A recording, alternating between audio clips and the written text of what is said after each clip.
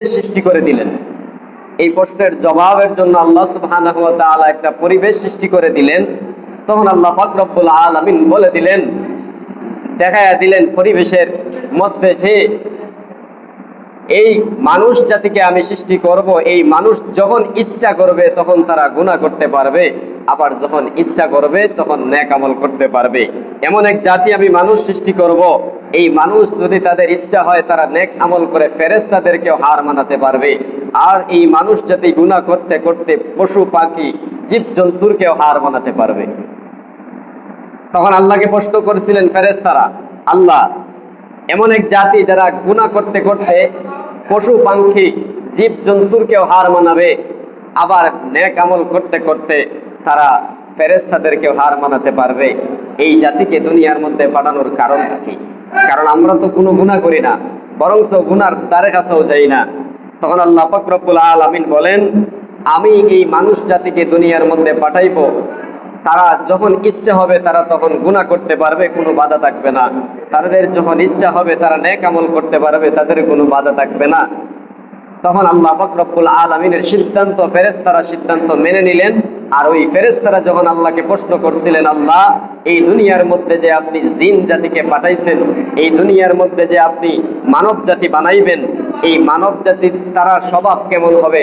বলে আল্লাহ বলছিলেন যে তাদের স্বভাব যখন তাদের ইচ্ছা হবে গুনাহ করবে, তাদের যখন ইচ্ছা হবে তারা নেক আমল করবে। তখন আল্লাহ পাক রব্বুল আলামিন কে ফেরেশতারা এই প্রশ্ন করার কারণে আল্লাহর কাছে ফেরেশতারা ক্ষমা চাইলেন। আল্লাহকে বললেন, আল্লাহ আমাদেরকে ক্ষমা করে দিবেন। এই হলো মসজিদ উদ্বোধনের হাজার হাজার বছরের ইতিহাস শুরু এখান থেকে। তখন আল্লাহ পাক রব্বুল আলামিনকে ফেরেশতারা বলল, আল্লাহ, আপনাকে আমরা একটা প্রশ্ন করেছিলাম, এই প্রশ্নের কারণে আমাদেরকে ক্ষমা করবেন। এবং এই ফেরেশতারা আসমানের 7 আসমানের উপরে একটা মসজিদ আছে, এই মসজিদের নাম বাইতুল মামুর। এই মসজিদের নাম বাইতুল মামুর। এই বাইতুল মামুর মসজিদটা তাওয়াফ করে ফেরেশতারা আল্লাহ পাক রব্বুল আলামিনের কাছে ক্ষমা চাইলেন আর বললেন, আল্লাহ, এই বাইতুল মামুর মসজিদকে তাওয়াফ করার কারণে আমি যে আপনাদেরকে যেই পরিমাণ একটা প্রশ্ন করলাম, এটা আমার দৃষ্টিতে ভুল ছিল, আল্লাহ তুমি মাফ করে দিও। আল্লাহ পাক রব্বুল আলামিন ফেরেশতাকে বললেন, ফেরেশতা, যে জিনিস জানো না এই জিনিস জানা কোনো ভুল নয়, এটা কোনো গুনার কাম নয়।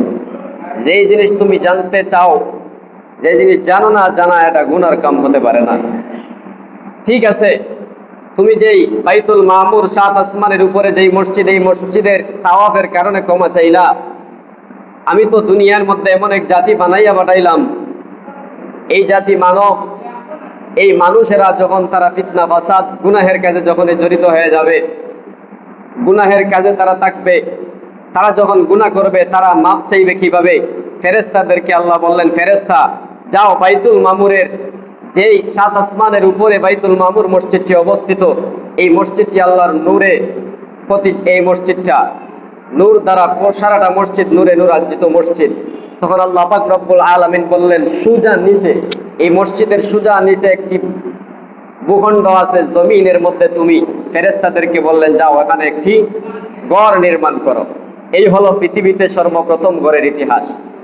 তখন ফেরেশতারা এখানের মধ্যে একটি ঘর নির্মাণ করলেন।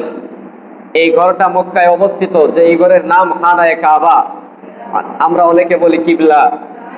এই বাইতুল মামুর মসজিদের ঠিক নিচে, বাইতুল মামুর মসজিদ 7 আসমানের উপরে, এখান থেকে সোজা সোজা একেবারে ঠিক নিচে খানায়ে কাবা আল্লাহ পাক রব্বুল আলামিনের অর্ডারে ফেরেশতারা সেখানের মধ্যে তৈরি করে দিলেন। আর আল্লাহ পাক রব্বুল আলামিন এই খানায়ে কাবা তৈরি করে করার উদ্দেশ্য হলো, এই মানব জাতি যখন গুনাহ করবে তখন তো তারা আর আসমানে গিয়ে বাইতুল মামুর মসজিদটা তাওয়াফ করতে পারবে না, তখন মক্কার মধ্যে যাইয়া হাজী সাহেবরা ওই বাইতুল মামুর মসজিদটা তাওয়াফ করতে না পারার কারণে মক্কায় যাইয়া তারা এই খানায়ে কাবা তাওয়াফ করবে। আল্লাহ পাক রব্বুল আলামিন হাজীদের সমস্ত গুনাহগুলো মাফ করে দিবেন। এবার মোট কথা হলো, এই হলো মসজিদের উদ্বোধনের ইতিহাস, হাজার হাজার বছরের ইতিহাস। সর্বপ্রথম মক্কার মধ্যে খানায়ে কাবা নির্মাণ করা হলো। এই খানায়ে কাবার মধ্যে বাইতুল মামুরের ঠিক নিচে এই মসজিদ। আমাদের বাংলাদেশ থেকে কিবলা হচ্ছে পশ্চিম দিকে, খানায়ে কাবা। এজন্য প্রতিটা মসজিদের মেহরাব দেওয়া হয় বাংলাদেশের পশ্চিম দিকে, আমেরিকার হচ্ছে পূর্ব দিকে, এইরকম বিভিন্ন দেশের বিভিন্ন দিকে। এজন্য কিবলা যেই দিকে হয় এই দিকেই মসজিদের মেহরাব দেওয়া হয়। এর কারণ, এই মেহরাব দেওয়া হয় কারণ হচ্ছে এই খানায়ে কাবা হচ্ছে সমস্ত মসজিদের একটা সেন্টার। আর আল্লাহ যত মসজিদ, যত জায়গায় আল্লাহর হুকুমে হয়েছে, সমস্ত মসজিদ হচ্ছে এই মসজিদের, এই খানায়ে কাবার শাখা। তাহলে আমরা যারা আজকে খানায়ে কাবা তাওয়াফ করতে পারবো না, আমাদের গুনাহ ক্ষমা করতে পারবো না, রাসূল করিম সাল্লাল্লাহু আলাইহি ওয়াসাল্লাম হাদিস শরীফের মধ্যে বলেন, তুমি যেহেতু খানায়ে কাবা যেতে পারবে না, তোমার সামর্থ্য নাই, আর্থিক অবস্থা দুর্বল, তোমার মহল্লার যেই মসজিদ আছে এই মসজিদের মধ্যে যদি তুমি দৈনিক 5 বার যাও, তাহলে আল্লাহ পাক রব্বুল আলামিন তোমার গুনাহ মাফ করে দিবেন। এই মসজিদের সাথে তোমার সম্পর্ক, তোমার গ্রামের, তোমার মহল্লার মসজিদের সাথে তোমার সম্পর্ক কেমন হতে হবে? এই মসজিদের সাথে তোমার দিল বান্দা থাকতে হবে। বান্দা মানে কি পরিমাণ? এই মসজিদের মধ্যে তুমি জামাত সহকারে ফজরের নামাজ পড়ে তোমার চিন্তা ফিকির থাকতে হবে, তুমি কাজে গেছো, জোহরের নামাজটা মসজিদে এসে পড়তে হবে। জোহরের সময় তুমি নামাজ পড়ে আবারও কাজে গেলা, তোমার চিন্তা ফিকির থাকতে হবে, তুমি আবারও কি করতে হবে? আসরের নামাজ মসজিদে এসে জামাত সহকারে পড়তে হবে। এইভাবে 5 বেলার নামাজ জামাত সহকারে পড়বেন। এই বান্দাদেরকে আল্লাহ পাক রব্বুল আলামিন কিয়ামতের দিন আরশের নিচে ছায়া দিবেন। আর যারা আরশের নিচে ছায়া পাবে, আল্লাহ পাক রব্বুল আলামিন তাদেরকে জান্নাত দিয়ে দিবেন। যেমন করে হাজি সাহেবদের গুনাহ আল্লাহ পাক রব্বুল আলামিন মাফ করে তাদেরকে আরশের নিচে ছায়া দিবেন, তারা খানায়ে কাবা তাওয়াফ করার কারণে।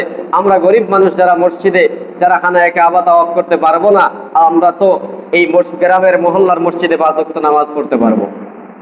শুধু 5 ওয়াক্ত নামাজ পড়লেই মসজিদের 5 ওয়াক্ত নামাজ পড়লেই মসজিদের হক আদায় হয় না।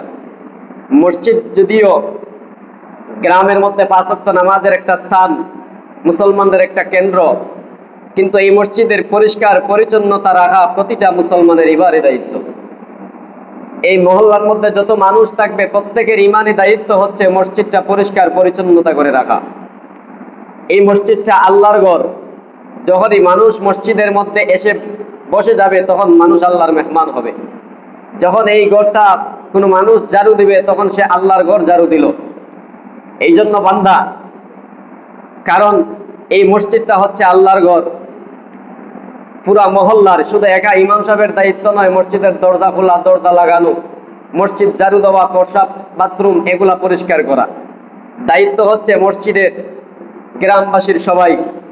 আবার গ্রামবাসী মিলে মসজিদের যাকে সভাপতি প্রতিনিধি বানানো হবে, তার দায়িত্ব একটু বেশি থাকবে।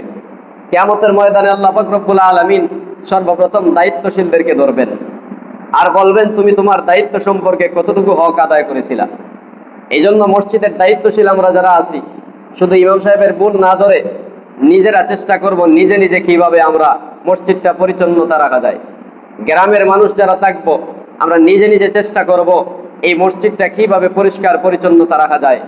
মসজিদ উদ্বোধনের ইতিহাস আমি আপনাদের সামনে বললাম, হাজার হাজার বছর আগের ঘটনা।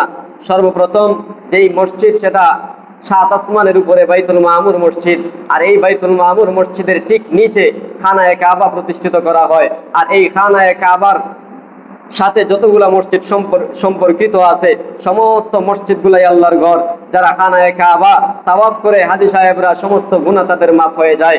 গ্রামের মহল্লার মসজিদে যদি আমরা যারা আর্থিক অবস্থার কারণে হজে যেতে পারি না, গ্রামের মসজিদের মহল্লার এই মসজিদের মধ্যে যদি আমরা এসে 5 বেলা হাজিরা দিতে পারি, মসজিদগুলো যদি আমরা পরিষ্কার পরিচ্ছন্নতা রাখতে পারি, তাহলে আল্লাহ আমাদেরও গুনাহ মাফ করে দিবেন। কিয়ামতের ময়দানে আমরা আরশের নিচে ছায়া পাবো। আরশের নিচে ছায়া পাবো মানে জান্নাতে চলে যাব। এই জন্য প্রত্যেকের কাছে আমার দাবি রইল, প্রত্যেকে এই মসজিদকে দেখাশোনা করার দায়িত্ব প্রত্যেকের নিজ নিজ ভাবে নিজ নিজ দায়িত্ব হিসেবে বন্টন করে নেবেন। কথা বেশি লম্বা হবে না, আর 1 মিনিটের ভিতরে শেষ করে দিচ্ছি, কারণ আমি আবার অনেক দূর যেতে হবে। জুমাবারের দিন ইসলামপুর, ওখানে যাই আবার জুমা পড়াতে হবে। যে যাই হোক, যতটুকু বললাম, কারণ হচ্ছে একটা মসজিদ একটা এলাকার জন্য রহমত। শুধু মসজিদের ইমাম সাহেবের দায়িত্ব নয় মসজিদটা পরিষ্কার পরিচ্ছন্নতা রাখা, আমাদের প্রত্যেকের দায়িত্ব মসজিদটা পরিষ্কার পরিচ্ছন্নতা রাখা। আল্লাহ পাক রব্বুল আলামিন যেন যে কথাটুকু বললাম এ অনুযায়ী আমাকে এবং আপনাদের সবাইকে আমল করার তৌফিক দান করেন। আমিন। আসসালামু আলাইকুম ওয়া রাহমাতুল্লাহ।